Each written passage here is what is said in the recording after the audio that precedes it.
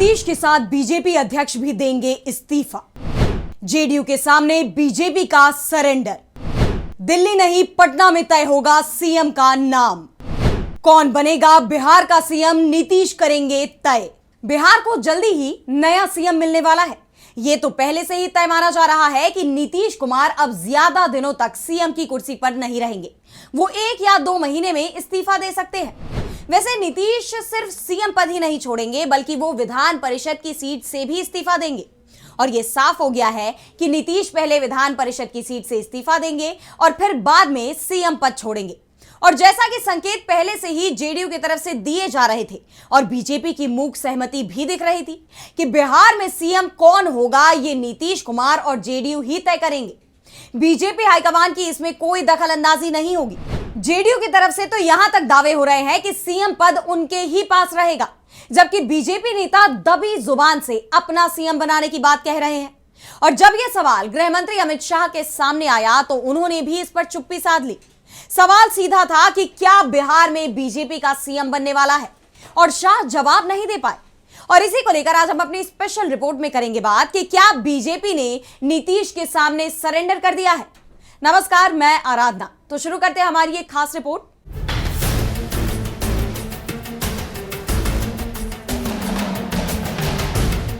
तो नीतीश कुमार 1 या 2 दिन में इस्तीफा देने वाले हैं, लेकिन वो सीएम पद से इस्तीफा नहीं दे रहे। और इसीलिए बीजेपी के कैंप में नीतीश के इस्तीफे को लेकर कोई खासा खुशी नजर नहीं आ रही। नीतीश सीएम पद अभी भी अपने पास बरकरार रखने की तैयारी में है। अभी उनका इस्तीफा एमएलसी पद से हो रहा है। दरअसल संवैधानिक मजबूरियों के चलते नीतीश कुमार को एमएलसी की सीट छोड़नी पड़ रही है, क्योंकि नीतीश कुमार बिहार से राज्यसभा का चुनाव जीत चुके हैं। अब नीतीश जिस सीट से राज्यसभा का चुनाव जीते हैं उसका कार्यकाल भले ही 10 अप्रैल से शुरू होगा, लेकिन नीतीश को इससे पहले यह तय करना है कि वो राज्यसभा की सीट को अपने पास बरकरार रखें या फिर एमएलसी पद। क्योंकि संवैधानिक नियम है कि अगर एक सदन का सदस्य दूसरे या फिर उसी सदन की दूसरी सीट से चुनाव जीत जाता है तो उसे पहले वाली सीट छोड़नी पड़ेगी। और अगर सदस्य पहली सीट नहीं छोड़ता है तो दूसरी के लिए वो शपथ नहीं ले सकता। और अगर 14 दिन के अंदर सदस्य इस पर फैसला नहीं कर पाता है, तब ऐसी स्थिति में पुरानी सीट ही बरकरार रहती है और बाद में जीती गई सीट को शून्य घोषित कर दिया जाता है, यानी वो सीट रिक्त हो जाती है। ऐसे में नीतीश कुमार, जो पहले से ही बिहार विधान परिषद के सदस्य हैं और 16 मार्च को वो राज्यसभा के लिए भी चुन लिए गए, अब उन्हें विधान परिषद या राज्यसभा इनमें से किसी एक सीट का चुनाव करना है। और यह चुनाव 30 मार्च तक करना है, जिसमें अब ज्यादा वक्त नहीं बचा है। इस बीच जेडीयू की तरफ से कहा गया है कि नीतीश कुमार एमएलसी की सीट छोड़ने को तैयार है और तय समय सीमा के अंदर नीतीश अपनी एमएलसी सीट से इस्तीफा दे देंगे। इसके बाद नीतीश दिल्ली आएंगे और 10 अप्रैल से उनका राज्यसभा का कार्यकाल शुरू होना है। ऐसे में वो राज्यसभा सदस्य के तौर पर शपथ भी लेंगे। वैसे कहा तो यह भी जा रहा है कि नीतीश शायद 14 अप्रैल के बाद ही शपथ लें, क्योंकि 14 अप्रैल को खरमास खत्म होगा। नीतीश खरमास में कोई नया फैसला नहीं करते हैं, इसलिए वो कुछ दिन इंतजार कर सकते हैं। अब बात करते हैं कि नीतीश कुमार आखिर सीएम पद से इस्तीफा कब देंगे और नया सीएम किस दल का बनेगा। तो अब यह सवाल केंद्रीय गृह मंत्री और बीजेपी के कद्दावर नेता अमित शाह से भी किया जा रहा है, क्योंकि यह माना जाता है कि भले ही बीजेपी के अध्यक्ष नितिन नवीन बिहार से ही आते हों, लेकिन बिहार बीजेपी में क्या फैसला लिया जाना है ये तय शाह ही करते हैं। ऐसे में सीएम पद को लेकर शाह से जब सवाल किया गया तो उन्होंने इसका सीधा जवाब ही नहीं दिया, बल्कि उन्होंने यहां तक कह दिया कि बीजेपी हाईकमान सीएम का नाम तय नहीं करेगा। आपको यह बात ध्यान होगी कि जब नीतीश ने राज्यसभा का चुनाव लड़ने का ऐलान किया था, तब जेडीयू के कार्यकारी अध्यक्ष संजय झा ने कहा था कि नीतीश कुमार सीएम पद छोड़ेंगे, लेकिन बिहार में नया सीएम कौन बनेगा ये नीतीश कुमार तय करेंगे। जेडीयू के अंदर से भी आवाजें उठ रही थी कि नीतीश को सीएम पद नहीं छोड़ना चाहिए, और अगर सीएम पद छोड़ना ही पड़ रहा है, जिसके लिए नीतीश के स्वास्थ्य को मुख्य कारण बताया जा रहा है, अगर ऐसा है ही तो फिर नीतीश कुमार को अपनी जगह अपने बेटे निशांत को सीएम बनाना चाहिए। अब निशांत की जब सियासी गलियारों में एंट्री हो चुकी है, फिर उनके सामने सीएम पद को लेकर कोई मुश्किल भी नहीं बची। जेडीयू के नेता लगातार डिमांड कर रहे हैं कि निशांत को ही सीएम बनाया जाए। ऐसे में शाह ने यह बयान देकर कि बिहार का नया सीएम कौन होगा यह अकेले बीजेपी हाईकमान या बीजेपी तय नहीं कर सकती और ना ही दिल्ली में इसका फैसला होगा। शाह से जब सवाल किया गया कि क्या मुख्यमंत्री बीजेपी का बनेगा, तो शाह ने पहले कहा कि आपने गलत नंबर डायल कर दिया है और फिर बाद में यह भी कहा कि मुख्यमंत्री के नाम का फैसला बीजेपी और जेडीयू के साथ ही एनडीए गठबंधन के सभी साथियों की राय के साथ होगा।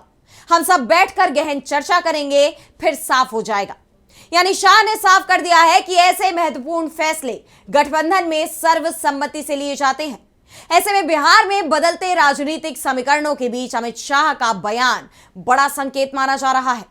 वैसे शाह ने यह भी कहा कि इस तरह के फैसले वैसे तो बीजेपी का संसदीय बोर्ड करता है, जिसके अध्यक्ष नितिन नबीन खुद बिहार से ही आते हैं और वो भी बिहार विधानसभा के सदस्य हैं। वैसे नीतीश कुमार के साथ ही इस्तीफा तो नितिन नबीन को भी देना है, क्योंकि उनके साथ साथ राज्यसभा के लिए नितिन नबीन भी चुने गए हैं। ऐसे में 30 मार्च तक उन्हें भी एक सीट से इस्तीफा देना है और यह भी तय है कि नीतीश की तरह नितिन नबीन भी राज्यसभा की सीट ही अपने पास रखेंगे और वो बिहार विधानसभा की सदस्यता से इस्तीफा दे देंगे। लेकिन यहां मामला सीएम पद को लेकर फंसा हुआ है और शाह के बयान ने यह तो साफ कर दिया है कि अभी तक किसी के भी नाम पर मुहर नहीं लगी है और यह भी तय नहीं हुआ है कि सीएम किस दल का होगा। आखिरी फैसला गठबंधन के अंदर बातचीत के बाद ही होगा। अब यह बात तो आप जानते ही हैं कि नीतीश कुमार को भले ही एमएलसी सीट से 30 मार्च तक इस्तीफा देना पड़े, लेकिन वो राज्यसभा जाने के बाद बिहार में अगले 6 महीने तक मुख्यमंत्री रह सकते हैं और यह माना जा रहा है कि नीतीश कुमार अभी कुछ दिनों और अपने पास सीएम पद बरकरार रखेंगे। दावा तो यहां तक किया जाता रहा है कि नीतीश कुमार की तरफ से केंद्र पर दबाव बनाया जा रहा है कि सीएम पद छोड़ने के तुरंत बाद ही उन्हें केंद्रीय मंत्रिमंडल में जगह दी जाए।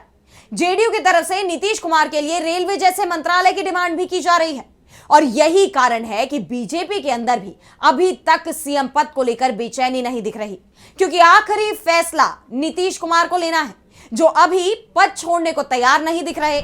खासतौर पर जिस तरह से नीतीश कुमार ने बिहार में समृद्धि यात्रा निकाली है और ताबड़तोड़ उद्घाटन और शिलान्यास किए हैं, उसके बाद यह तय माना जा रहा है कि जेडीयू ने अभी भी सीएम पद को लेकर बीजेपी के सामने हथियार नहीं डाले हैं, बल्कि यह कहें कि जिस तरह से अमित शाह का बयान सामने आया है, उससे यह साफ है कि बीजेपी ही नीतीश के सामने सरेंडर करती दिखाई दे रही है। फिलहाल सभी की नजरें पटना और नीतीश कुमार पर टिकी हुई है कि नीतीश आखिर क्या फैसला करते हैं। क्या वो सीएम पद बीजेपी को सौंपेंगे या अपने बेटे निशांत कुमार को सीएम बनाएंगे? और अगर बीजेपी दबाव बनाती है तो क्या नीतीश पलटी मार जाएंगे या फिर 2 डिप्टी सीएम पद स्वीकार कर एनडीए में ही बने रहेंगे? बिहार की सियासी गलियारों में ये सभी सवाल अभी गूंज रहे हैं। तो आगे क्या कुछ होता है बिहार में, इस पर हमारी नजरें रहेंगी। लेकिन फिलहाल आज स्पेशल रिपोर्ट में इतना ही। कैसे लगी आपको रिपोर्ट हमें कमेंट सेक्शन में बताइए और अगर आपको रिपोर्ट पसंद आई तो वीडियो को लाइक करना ना भूले और चैनल को सब्सक्राइब कर ले। इसी के साथ मुझे दीजिए इजाजत और देश दुनिया की तमाम बड़ी खबरों के लिए आप देखते रहिए डीबी लाइव। नमस्कार।